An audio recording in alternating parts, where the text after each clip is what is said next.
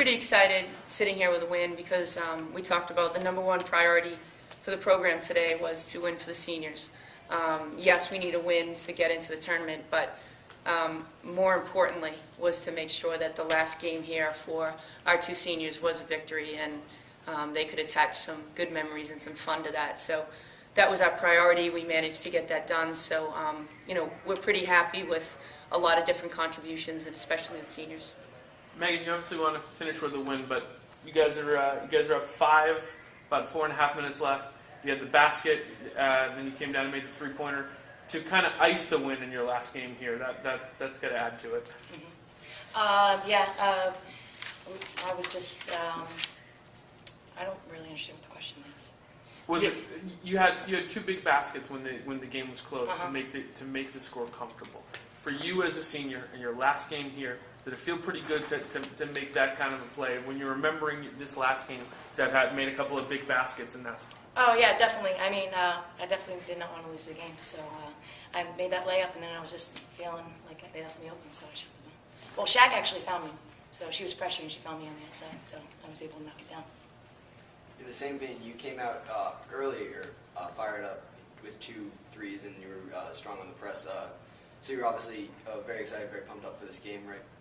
Oh. Right from the get-go. Mm-hmm. Oh yeah, everybody was pumped up. Even during warm-ups, I felt like the whole team, everybody from me to the last person on the bench was pumped up for this game. So we just brought our energy, and it definitely showed in the first half. We won that big run. How quickly after the game did you guys find the St. Bonaventure Fordham score? Was that something were you guys scoreboard watching? Did you? No, I still don't know Yeah, what went on. Do you want to? Yeah. St. Bonaventure won. They pulled away late. It was close for most of them. Okay. Our goals right now is I think we've improved quite a bit in the last week or so. I think the big obstacle we had to get by is when we lost Caroline at St. Louis. It was kind of like, now what?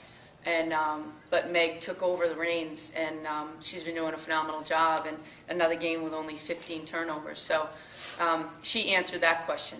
Could we play without our starting point? And my hat's off to her. That's a terrible position to be thrown into when you're not used to it.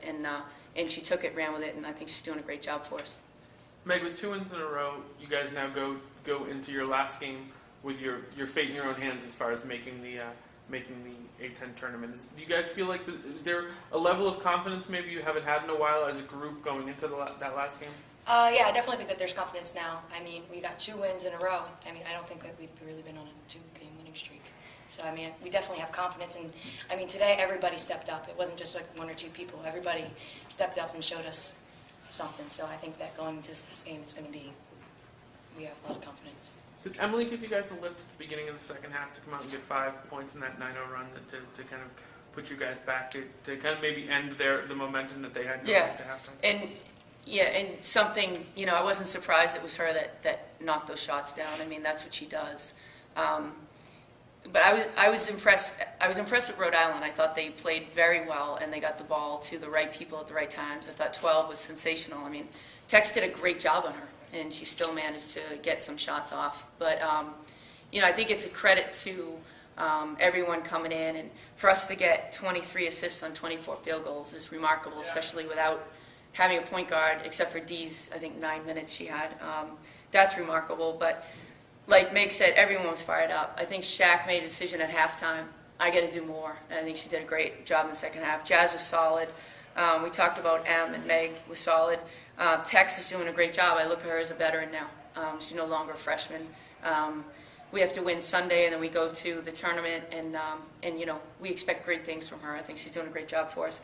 I thought Kim gave us a couple, good play at the end of the first half. Dee did a solid job, but kid I want to really mention is Millie. I think having a post player that can go 3 for 3 from 3 and have 4 assists.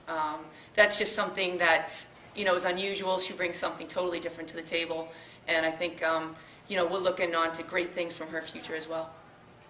Your team scored 5 points in the last 13 minutes of the first half. Is there something you told them, an adjustment you made at halftime maybe, to get them to come out with the fire they did?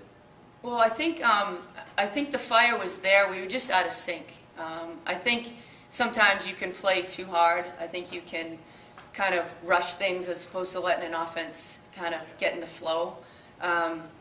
I think it was just pretty much a combination of those two. And we talked about just, running the break, and if it's not there, let's take our time.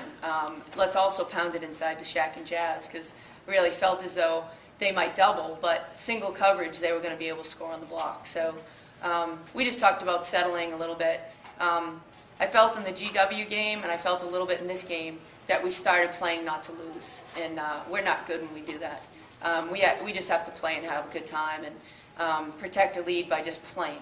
Don't worry about losing the lead, just play basketball. And I think we did that after halftime. And Robinson also came out in the second half, had more of a presence than she did in the first half. Do you think it was an adjustment she made herself, or did you pull her aside and tell her make an adjustment for her?